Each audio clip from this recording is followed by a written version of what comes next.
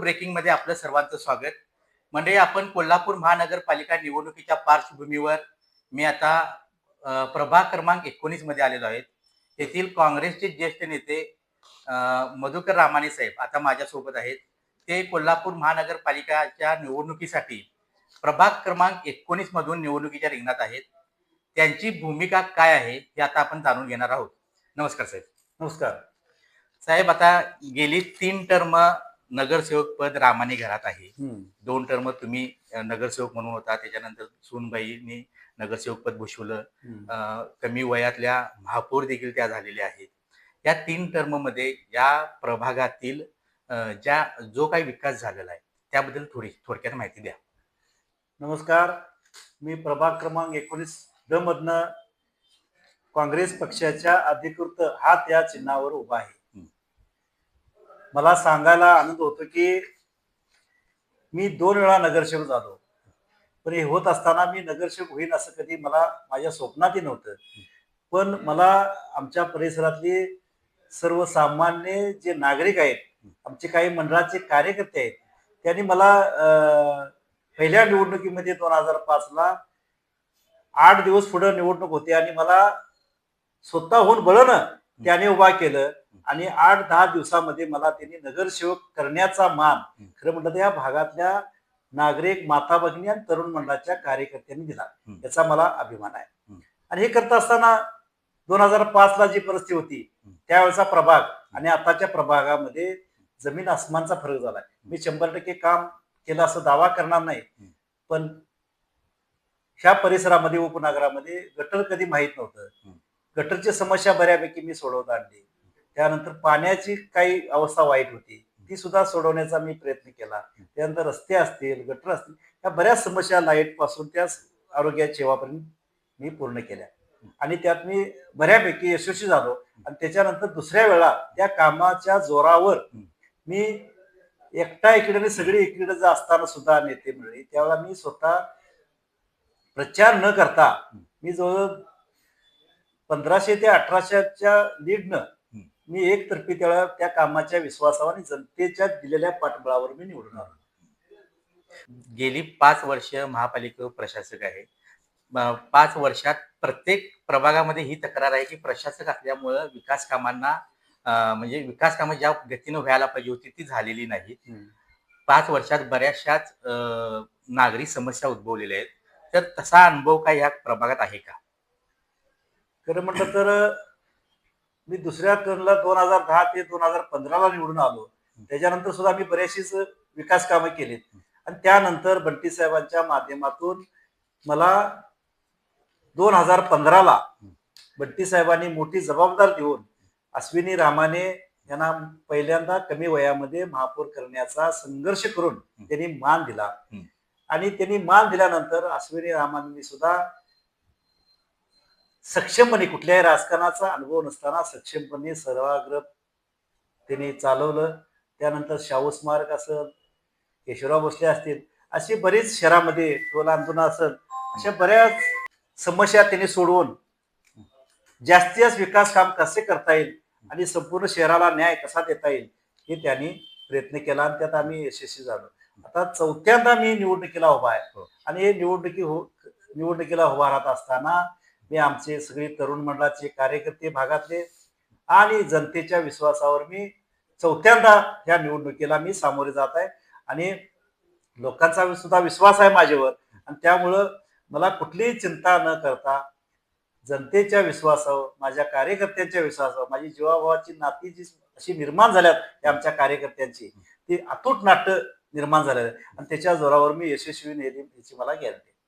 रामाने साहेब, आता 4थ्यांदा मागच्या कामाची पोचपावती म्हणून पुन्हा संधी मिळाली. तर या प्रभागासाठी विकासात्मक असा कुठला अजेंडा आहे का, किंवा शहराच्या दृष्टिकोनातून कुठला विकासात्मक अजेंडा तुमच्याकडे आहे का? हा, आता 2005 नंतर विकास कामं 5 वर्षे नगरसेवक नसल्यामुळं बऱ्याच गोष्टींना आम्हाला सामोरं जायची पाळली. आम्ही नगरसेवक नसताना सुद्धा आम्हाला सभागृहात जाता आलं नाही, आम्हाला महापालिकेत जाता आलं नाही. तरी सुद्धा लोकांच्या मध्ये आम्ही नेहमी नगरसेवक नसून सुद्धा नगरसेवक हा या भावनेतून आम्ही प्रत्येक ठिकाणी जी लोकांना मदत करता येईल, आरोग्य सेवा असतील, रस्त्याची कामं असतील, बंटी साहेबांच्या माध्यमातून ते आम्ही करण्याचा प्रयत्न केलाय. पण आता इथून चौथ्यांदा सुद्धा मी निवडणूक लढवतोय आणि त्या विकासाचे जोडाव करत असताना पुढचा सुद्धा आम्ही अजेंडा ठेवलाय. कोल्हापूर कसं तुम्ही म्हणशीला तसं, आणि जनतेच्या दरबारात जाऊन आम्ही प्रत्येक ठिकाणी त्यांच्या समस्या ऐकून घेणार आहे. मला तरी असं वाटतं या उपनगराच्या समस्या भरपूर आहेत, कधी संपणाऱ्या नाहीत. तरी सुद्धा उपनगरामध्ये जे शहरात आहे ते उपनगरात सुद्धा असावं, एक आमची भावना आहे. मग एखादं क्रीडांगण असेल, एखादं बाग बगीचे असेल, भाजी मंडई असेल, अशा योजना आमच्या डोक्यात आहेच आणि त्या लोकांच्या समस्या सोडण्यासाठी आम्ही प्रयत्न करूच. जेलपासून निर्माण चौकापर्यंत इथं रस्ता कोणाला माहित नव्हता, ते सुद्धा आम्ही मार्ग चांगल्या पद्धती काढला.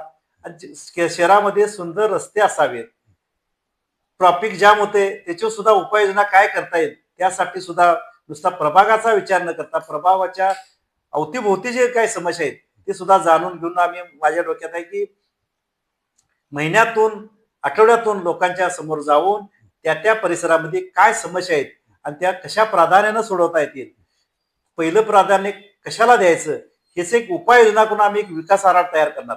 आणि ते विकास आराखडा तयार करून त्या ज्या समस्या जो सोडवता येतील प्राधान्यानं, त्यासाठी लोकांच्या इच्छेनुसार आम्ही प्रयत्न करणार आहे. आता काँग्रेस पक्षाची धुरा एक हाती आमदार सतेज पाटील सांभाळत आहेत. त्यांच्या नेतृत्वाखाली तुम्ही काम करत आहात, त्यांच्याबद्दल काय सांगाल? बंटी साहेबांचे सगळी जबाबदारी त्यांच्या एकट्यावर आहे, हे सुद्धा बरोबर आहे. आणि हे करत असताना बंटी साहेब सर्वसामान्य लोकांना बरोबर घेऊन झगडत असतात आणि एकदा त्यांनी ठरवलं की त्या कामावर फोकस करून ते करत असतात. आणि त्यांना माहिती आहे सर्वसामान्य लोकांना कशी पदं देता येतील, जास्तीत जास्त शहरामध्ये कसं काम करता येईल, हे सुद्धा अशा बऱ्याच गोष्टी त्यांनी केलेल्या आहेत. आमचा कोर्ट असेल, तुमचं केशवराव भोसले असेल, मागच्या वेळा त्यांनी निधी दिलाच. पार्किंगच्या व्यवस्थेसाठी महालक्ष्मी परिसरामध्ये त्यांनी मोठ्या प्रमाणात दिला. पोलीस खात्यानं सुद्धा घरं असावीत, स्वतः संरक्षित रात्र दिवस रस्त्यावर असतात त्या लोकांना सुद्धा आपले मायबाप समजून त्यांनी मोठ्या मोठ्या बिल्डिंगा बांधल्या, त्या सुद्धा लवकर पूर्ण होतील. ताळामोडी थेट पाईपलाईनचं पाणी तरी त्यांनी आणून सर्व लोकांना स्वच्छ आणि सुंदर पाणी कसं देता येईल हे सुद्धा प्रयत्न केलाय. आणि त्याचं एक व्हिजन आहे की बाबा कोल्हापूर शहरासाठी आपण जास्तीत जास्त काय करता येईल तेवढं ते करण्याचा त्याचा प्रयत्न असतोय. आणि त्यात ते कधी यशस्वी होणार. आणि जरी ते एकटे आज असले तरी कोल्हापूर शहरातली जनता त्यांच्याबरोबर असल्यामुळं ते कुठेही त्यात कमी पडणार नाहीत, अशी मला खात्री आहे. या मुलाखतीच्या माध्यमातून मतदारांना काय आव्हान कराल किंवा परिसरातील नागरिकांना काय आव्हान कराल? नागरिकांना माझी नम्र विनंती आहे, काम करणारा कोण, नुसतं बोलून जाणारी असतात, निवडणुका आल्या की आश्वासने देत असतात, पण आपल्या हाकेला ओ देणारा कोण, आपल्या भागातल्या समस्या सोडण्यासाठी तिथं हजर असणारा कोण, ह्याच्यावर त्यांनी विश्वास ठेवून चांगलं काय वाईट काय हिची रोपरीक्षा करावी. कुणी काही जरी अफवा उठवल्या त्याच्यावर कुठलाही विश्वास न ठेवता प्रामाणिकपणे काम करणारा कोण, अप्रामाणिकपणा करणारा कोण, आम्ही कुणावर टीका करणार नाही. पण ह्या नागरिकांनी आणि माझ्या भागातल्या माता भगिनींनी सुद्धा विनंती आहे, माझ्या तरुण मंडळाच्या कार्यकर्त्यांना विनंती आहे, माझ्या युवकांना विनंती आहे की चांगलं आणि वाईट याचा अभ्यास करून त्यांनी मतदान करून चांगल्या लोकांना निवडून द्यावं, तरच या भागाचा विकास होईल. सगळ्यात महत्वाचं म्हणजे आमच्या प्रभागामध्ये आम्ही चार उमेदवार बंटी साहेबांनी आम्हाला सक्षमती दिलेला आहे. त्यामध्ये दुर्वास बापू कदम त्यांचाही हातचिन्ह आहे, शुभांगीताई पवार त्यांचंही हातचिन्ह आहे, आणि सुषमाताई जरग यांचंही हातचिन्ह आहे. माझं सुद्धा, मी मधुकर बापू रामाने, माझं सुद्धा चिन्ह हात आहे. आणि खरं म्हटलं तर कुठले नाव हे न बघता चारही ठिकाणी 4 अधिकार मतदारांचे आहेत आणि चारही ठिकाणी हात हात हात आणि हात. नाव कुठलं बघायचं नाही, फोटो बघायचं नाही, पण हात ह्या चिन्हावर चारही ठिकाणी मतदान करून आम्हाला चारही उमेदवारांना भरघोस मताने जर विजय केला तर अजून सुद्धा भागाची एकजुटीने ताकद वाढेल आणि भागाचा विकास झाल्याशिवाय राहणार नाही, याची मला खात्री आहे. रामाने साहेब, प्रचाराच्या घाई गडबडीत तुम्ही वेळात वेळ करून आमच्याशी संवाद साधला, याबद्दल मी तुमचा आभारी आहे. तुमच्या पुढील वाटचालीस कोल्हापूर ब्रेकिंगच्या वतीने शुभेच्छा देतो आणि तुमची रजा घेतो. धन्यवाद. नमस्कार.